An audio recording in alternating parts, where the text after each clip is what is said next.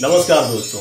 एक बड़ा सवाल खड़ा होता है कि अगर वेद पुराण और आस्था में इतनी शक्ति है तो विरोध करने वालों की बात हावी कैसे हो जाती है या वो तर्क वितर्क में आगे क्यों निकल जाते हैं। दरअसल इसकी बहुत बड़ी वजह है वो फर्जी लोग जो इन पुराणों के नाम पर, इनके विशेषज्ञ होने के नाम पर गलत जानकारियां मैनिपुलेट करते हैं। दरअसल हमारे जो ग्रंथ हैं, जैसे वाल्मीकि रामायण ने रामायण की रचना की। अब रामायण की रचना के बाद में बहुत सारे लोगों ने इसमें अपनी अपनी बातों को लिखा। सबसे जो ऑथेंटिक लिखा गया वो रामचरितमानस है, जिसको कि बाबा तुलसीदास ने लिखा था। और उन्होंने प्रथम पृष्ठ पे ही उसको जब पढ़ेंगे तो लिखा था कि मैंने कुछ पुराणों से लिया, कुछ रामायण से लिया और कुछ अपने मन या अपनी भक्ति के भाव को रखने का, स्वांत सुखाय शब्द का भी वो इस्तेमाल करते हैं। ये ईमानदारी होती है और इसीलिए वो इतनी लोकप्रिय है क्योंकि उसमें वो भक्ति भाव देखने को मिलता है। जहां तक इतिहास का प्रश्न है, क्योंकि हम वैदिक परंपरा है, पुस्तकों के आधार पर ही तो चल रहे हैं और हमारे पास, हम कोई एक पुस्तक के इर्द गिर्द नहीं घूमते जैसे दुनिया की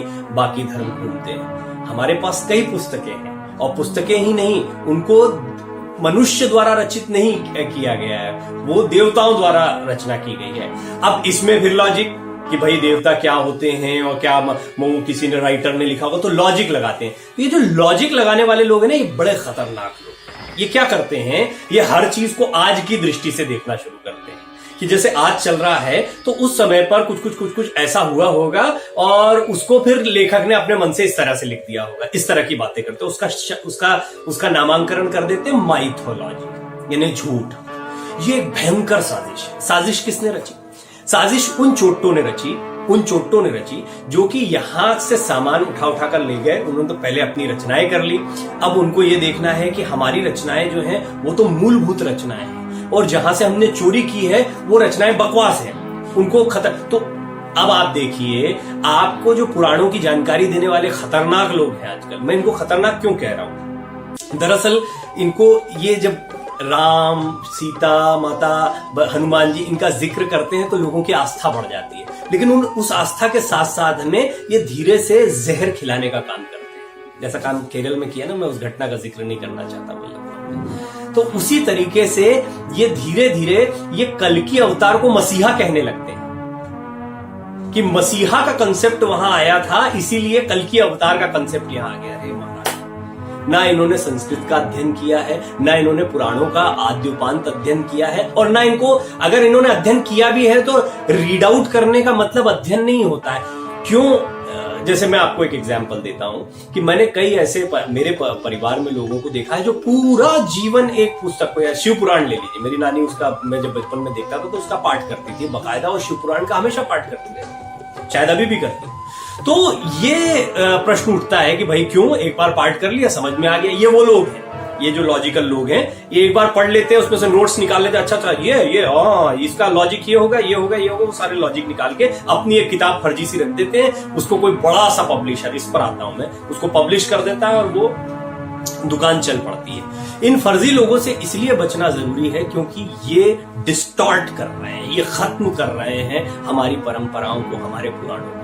ये अपनी किताबों को हावी कर देना चाहते हैं ताकि जो ओरिजिनल किताबें हैं वो कहीं दब जाए।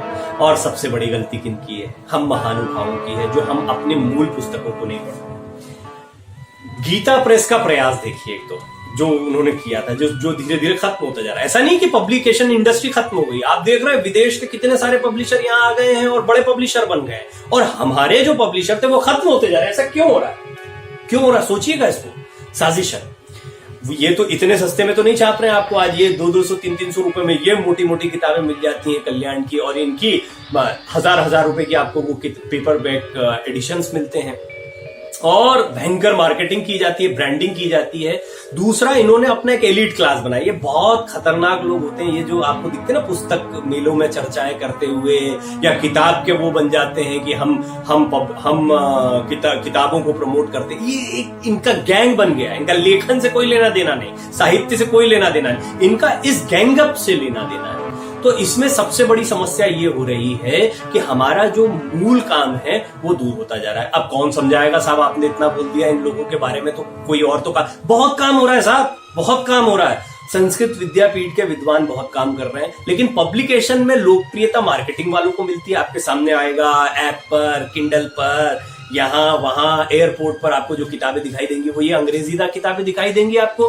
कहां से आपको वो किताबें दिखाई देंगी जो संस्कृत के विद्वान कर रहे हैं। और कुछ लोग अच्छा काम करने का प्रयास कर रहे हैं, लेकिन ये जो लॉजिक घुस गया है ना, ये लॉजिक, आस्था को लॉजिक से मिक्स मत करिए, कभी मत करिए। ईश्वर को लॉजिक की कसौटी पर मत कसिए, आपकी औकात नहीं है ईश्वर को लॉजिक की कसौटी पर कसने की, प्लीज।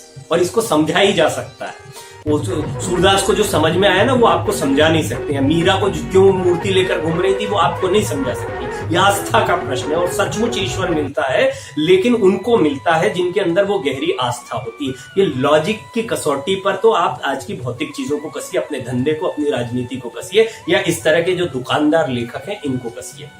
इन लोगों ने पुराणों को, हमारी जो रचनाएं हैं उनको गहरा नुकसान पहुंचाया है। और ये एक मैं छोटा सा प्रयास शुरू कर रहा हूं यहां से। ये बात यहां पर खत्म नहीं हो पाएगी, इसको मैं आगे भी बढ़ाऊंगा, कई तथ्यों को निकालकर आपके सामने रखूंगा। मैं खुद भी प्रयास करूंगा कि जो मूल प्रीतियां, जैसा मैंने आपको कई बार जिक्र किया है कि संस्कृत विद्यापीठ के जितने विद्वान हैं, देवी प्रसाद जी के मैं लगातार संपर्क में रहता हूँ, इच्छाराम द्विवेदी जी अब नहीं रहे, उनसे काफी कुछ सीखने को मिला। ऐसे बहुत सारे विद्वान हैं जो हमारे संस्कृत विद्यापीठों से निकले हैं, उनके मैं संपर्क में रहता हूँ। संस्कृत में मुझे जहां जरूरत पड़ती है मैं उन लोगों से मार्गदर्शन लेता हूँ, पूछता हूँ, खुद भी पढ़ने का प्रयास करता हूँ, क्योंकि मेरे घर की परंपरा रही है। मेरे पिताजी खुद संस्कृत के विद्वान रहे हैं, पौराणिक ग्रंथों के विद्वान हैं, तो वो उनसे भी मुझे बहुत सहयोग मिलता रहता है। तो कोशिश मैं करूंगा कि मैं कितना इन चीजों को, जो गलत चीजें दी गई हैं और सही साहित्य क्या हमारा है, उसको आपके सामने रखने का मैं प्रयास करता रहा हूं। इस सहयोग में आप मदद करिए, इन चीजों को आगे बढ़ाते रहिए, शेयर करिए, चैनल को सब्सक्राइब करिए, ताकि हम इसको एक मुहिम का रूप दे सकें।